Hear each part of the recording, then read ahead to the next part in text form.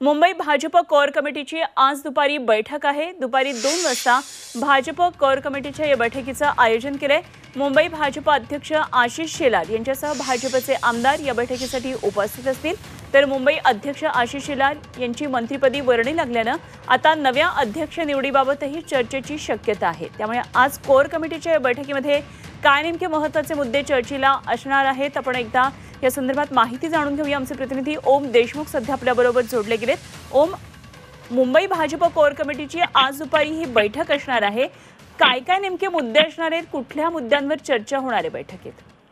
अनुपमा, मुंबई भाजपच्या कोर कमिटीची आज दुपारी बैठक आहे। मुख्यत्वे मुंबई भाजपचे अध्यक्ष आशिष शेलार हे कॅबिनेट मंत्रिपदी यांची वर्णी लागल्यामुळे आता नव्या भाजपचा मुंबई अध्यक्ष कोण असेल यासह इतर महत्त्वाचे जे काही मुद्दे त्यामध्ये या बैठकीत चर्चा होईल।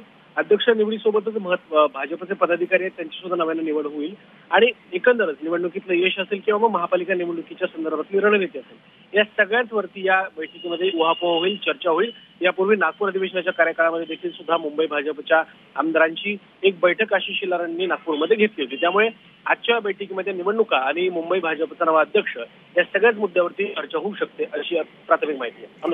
अनुपमा, ठीक, धन्यवाद दिलेल्या माहितीसाठी ओम, आणि जरूर आपल्याकडून या संदर्भातले तपशील जाणून घेत राहू वेळोवेळी। तुर्तास धन्यवाद। ओम देशमुख आमचे प्रतिनिधी आपल्याबरोबर होते।